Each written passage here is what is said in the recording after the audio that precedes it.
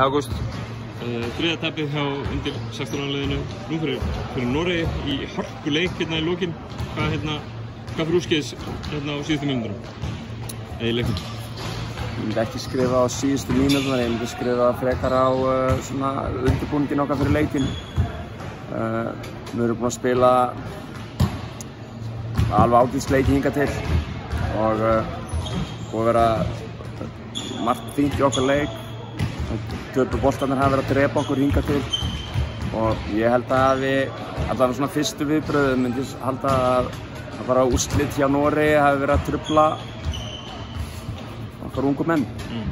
Að halda að þetta yrði auðvelt og sem er náttúrulega algjör misskilningur, eins og nossarnir voru búin að sýna það í öllum leikjunum að þeir voru að spila sérstaklega vel til þess að byrja með.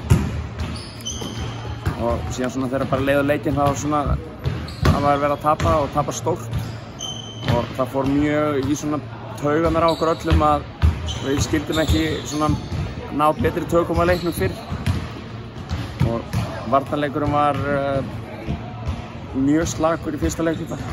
Við erum einhvern veginn að skrefa eftir í öllum aðgerðum og það er bara rosalega erfitt einhvern veginn að breyta hugarfarinu þegar komin út í miðja á sko.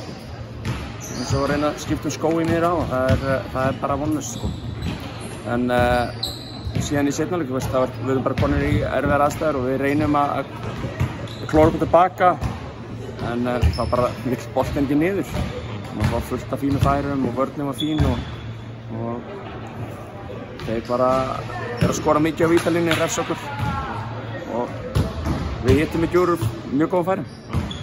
Eins og segir þeir skora mikið af vítalínunni, það var á 4. tug víta sem að þið gefið þeim. Þú voru reyndir ekkert að skjóta boltanum eitthvað rosalega vel af vítalínunni en þið sendu þá í tugi skipta sko. Það var þarna nokkur skipti sem þeir eru að komast í vítalínunni eftir sóknarfrákast sem við höfum þurft að gera aðeins betur. Það er svona fyrsta sem er dettur í hug sem við höfum þurft að gera betur þar. En síðan bara í byrjun eins og að segja þá voru þeir að fá bara mikið af vítum að því við erum á seinir. Við erum eftirmönnum, við erum bara hugarfarslega ekki rétt stiltir. Þannig að eins og ég er búinn að vera að segja hingað til þetta, við erum bara í lartúmskurfu og þetta verður að fara þangað og þetta er alveg fáránlega sárt tap. Því að eins og þú sagðir í gær réttilega þá hefðu alveg getað verið með 2 sigra fyrir leikinn í dag. Og við erum sterkari en Noregur en norsarnir voru sterkari í dag. Einhvers konar lærdóms svona ferli sem að liðið er í. Hvað jákvætt getur þú tekið út úr þessum leik? Það er alltaf svo erfitt þegar þú eru að tapa svona sárt en að taka eitthvað jákvætt. En sko norsarnir að spila bara allt öðru heldur en Finnar og Eistar sem þýðir það að leikurinn var bara einhvern veginn allt öðruvísu. Við náðum kannski að þeir voru ekki að spila nærri jafn stífa pressu þannig að við vorum ekki að tapa boltanum jafn mikið. Þannig að það er erfitt að svona taka eitthvað út þegar tapið er svona sárt sko.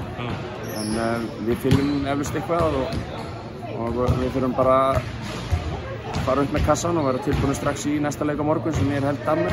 Danir, já. Já, og bara við þurfum að mæta alveg brjálaðir í þann leik. Já, eitthvað að kíkja á það?